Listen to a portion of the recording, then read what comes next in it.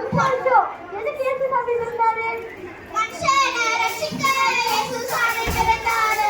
மனுஷனை ரட்சிக்க இயேசு சாமி பிறந்தாரு. பாவத்தை போக்கிட இயேசு சாமி பிறந்தாரு. சாபத்தை நீக்கிட இயேசு சாமி பிறந்தாரு. பாவத்தை போக்கிட இயேசு சாமி பிறந்தாரு. சாபத்தை நீக்கிட இயேசு சாமி பிறந்தாரு. உன் பொண்ணை கேட்டாரா? இல்ல. உன் பொருளை கேட்டாரா? இல்ல. சொத்தை கேட்டாரா? இல்ல. சம்பத்தா கேட்டாரா? இல்லவே இல்ல. அவ பாடலாம்.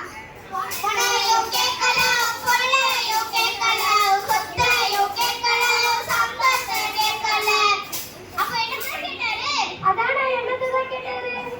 உன் உள்ளத்தை கேட்டாரு, உன் உள்ளத்தை கேட்டாரு, உன் உள்ளத்தை கேட்டாரு, உன் உள்ளத்தை கேட்டாரு. உன் உள்ளத்துல வாசம் செய்ய ஆசையும் பட்டாரு. உன் உள்ளத்துல வாசம் செய்ய ஆசையும் பட்டாரு.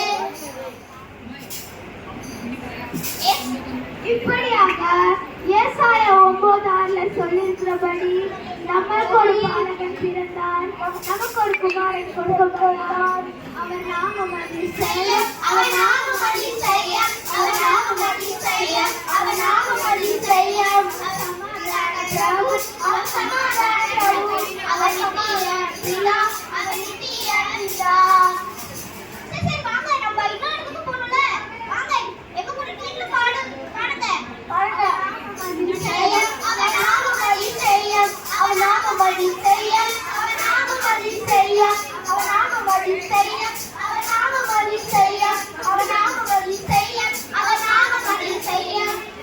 பெத்தலையில் பிறந்தவரே போற்றி துதி மனமே, பெத்தலையில் பிறந்தவரே போற்றி துதி மனமே.